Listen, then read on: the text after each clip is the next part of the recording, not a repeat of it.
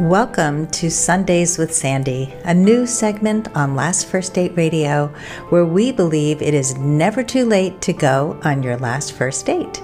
I'm your host, Sandy Weiner. I'm a dating and relationship coach, a communications and boundaries expert, and I want you to go on your last first date.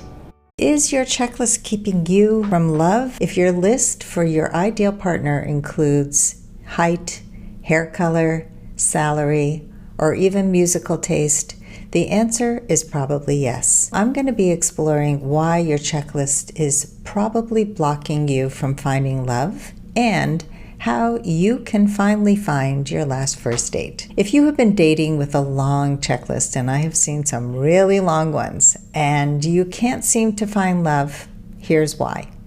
You're probably looking for a partner as if he was a product, or what's known as relation shopping. Ever hear that term, relation shopping? If Amazon sold boyfriends, you could enter your checklist and find the perfect match, but unfortunately, love doesn't work that way.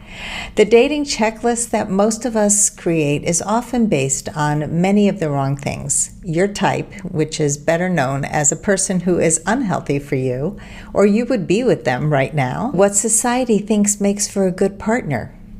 That's all about them, what you read in the papers, what you read in the magazines, what you see in movies, what so-called experts say is right for you. And again, that's the one-size-fits-all. Everybody should look for a partner who fill in the blank. And what your friends and family say you need. So if you're looking for somebody who is your type, what society thinks is right for you, what the experts think is right for you, what your friends or family say you need, you're looking for the wrong things. When we date with a checklist, we also date with our head and not our hearts.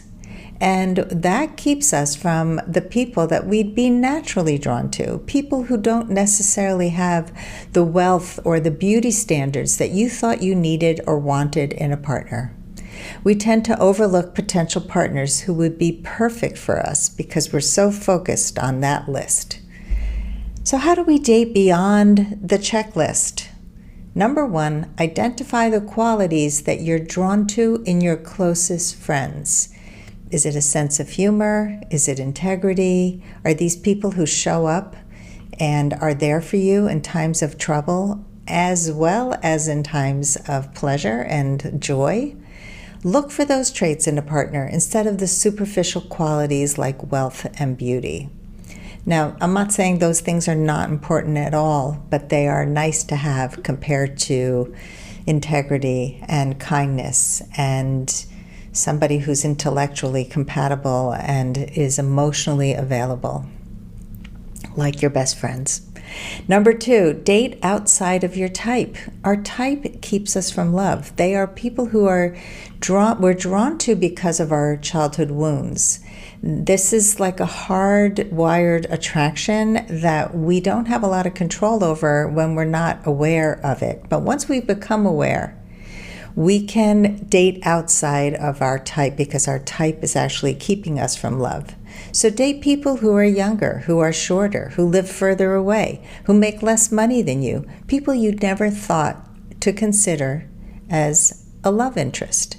And number three, don't plan a future before there's a present. Stay present. Stay as present as possible when you're dating, because every date has value if you see the good in each connection.